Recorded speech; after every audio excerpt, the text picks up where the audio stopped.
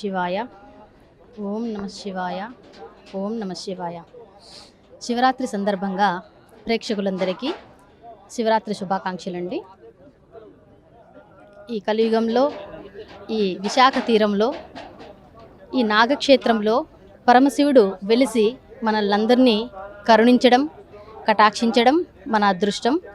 మనం ఎన్నో జన్మలుగా చేసుకున్న పుణ్య ఫలితంగా ఈరోజు మనం ఇక్కడ ఈ స్వామివారిని కొలుచుకోగలుగుతున్నాము. శివరాత్రి అనగా మనం అందరికీ తెలుసు, పరమశివుడు దేవదానవుల పాలకడలి మదించినప్పుడు అలాహలం వెలువడుతుంది. అలా వెలువడిన అలాహలాన్ని, ఈ అలాహలం ప్రపంచాన్ని దహించి వేసే ఒక తరుణంలో పరమశివుడు దాన్ని గ్రోలుతాడు, దాన్ని మింగి గరళంలో దాచుకుంటాడు.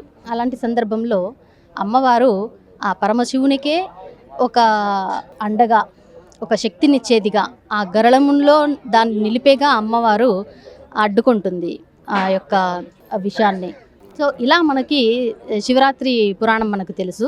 ఈ కలియుగానికి దాన్ని పోల్చుకున్నట్లయితే పరమశివుడు ఎలా ఈ యొక్క స్థితిని పొందుతాడు అంటే, ప్రాక్టికల్గా మనం చూసినట్లయితే ఈ కలియుగంలో ప్రతి మనిషి కూడా కర్మఫలాన్ని అనుభవించేవాడు అని మనకు తెలుసు.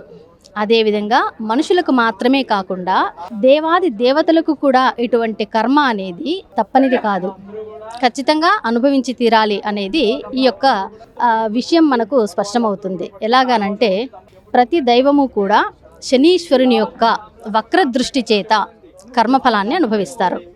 ఈ తరుణంలో పరమశివుడు కూడా మానవ జీవితంని అనుభవిస్తూ ఈ కలియుగంలో మానవ శరీరధారి అయి జన్మించి, ఆయన తన యొక్క కర్మఫలం ప్రకారం ఏంటి ఆయన చేసిన కర్మ అనంటే, భగీరథుడు తమ తాతల యొక్క భస్మాలను పుణ్యకార్యం కోసం గంగాదేవిని రప్పిస్తాడు. ఎక్కడి నుంచి? ఆకాశం నుంచి. దాన్ని తట్టుకోవాలి అంటే పరమశివుడు అడ్డుకోవాలి అని చెప్పి భగీరథుడు ప్రార్థిస్తాడు. అప్పుడు శివుని యొక్క జటాజూటంలో గంగాదేవి కొలువవుతుంది. అలా కొలువైన గంగాదేవిని బంధిస్తాడు శివుడు. అలా బంధించడం అనేది ఒక కర్మ, ఆయన చేసిన కర్మ. సో గంగాదేవి అనేది ప్రాణమున్న ఒక దేవత, జలము. దాన్ని బంధించిన కారణంగా ఈ కలియుగంలో పరమశివుడు మానవ రూపంలో ధరించి మనిషిగా జన్మించాడు. అలా జన్మించిన పరమశివుడు యథావిధిగా, అంటే తనకున్న కర్మఫలానుసారము గంగాదేవి యొక్క ఒడిలో చేరాడు. సో ఇప్పుడు ఇది మనం పురాణాల్లో చెప్పుకున్నది ఏంటి అంటే, గరళాన్ని తాగాడు అని. ఏంటి ఆ గరళము అంటే? కర్మఫలమే గరళము, విషము. ఈ ప్రపంచమంతటినీ వ్యాపించి ఉన్నది. ఈ కలియుగాన్ని కమ్మేసినది ఏంటి అనంటే కర్మఫలము. ఆ కర్మఫలానికి అందరూ బద్ధులై ఉన్నారు. అదేవిధంగా పరమశివుడు కూడా బద్ధుడై ఉన్నాడు. అలా జన్మించిన పరమశివుడు ఒకానొక సమయములో వినాయక నిమజ్జనం సందర్భంగా నీటి పాలై ఆయన పాతాళాన్ని చేరాడు. ఆ పాతాళంలో నాగలోకానికి చేరి సుబ్రహ్మణ్యేశ్వరి స్వామి యొక్క సన్నిధిలో శిష్యుడుగా శిష్యరికం పొందుతూ ఉన్నాడు. అలా శిష్యరికం పొందిన పరమశివుడు జ్ఞానవంతుడై, ఎందుకు ఎలా ఇది పరమశివుడు జ్ఞానవంతుడవ్వడం ఏంటి అనంటే, మానవ శరీరముతో పుట్టిన ఏ దైవమైనప్పటికీ మానవాతీత శక్తులేవి ఉండక సాధారణ మనుషులుగానే జీవనం సాగిస్తారు. అదేవిధంగా సాధారణ మనిషిగా పుట్టిన పరమశివుడు మానవ మాతృడిగా నీటిపాలై ఆయన ఒక జగన్నాటకం అనే పేరుతో సర్పరూపాన్ని ధరించి నాగలోకానికి చేరుకున్నాడు. అలా నాగలోకాన్ని చేరుకున్న పరమశివుడు శ్రీ సుబ్రహ్మణ్యేశ్వర స్వామి, అంటే నాగక్షేత్రము, ఇది ఇప్పుడు మనం చూస్తున్న దానికి ఒక ఉదాహరణ.